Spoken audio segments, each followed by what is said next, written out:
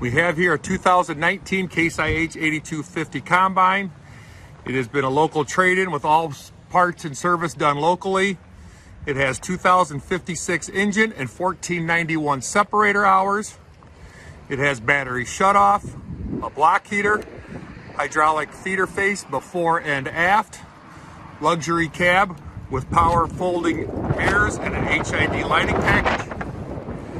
It has a Model 700 display with automation, auto guidance ready, and a navigation and receiver. It has an in-cab spreader adjustment, inch and 5/8 sieve, in-cab sieve adjustment, round bar concaves, standard chopper, conventional rotor, impeller paddle spreader, power folding bin covers, folding auger. The drive tires are LSWs. Drive and rear steer tires both have 80 to 90% tread remaining.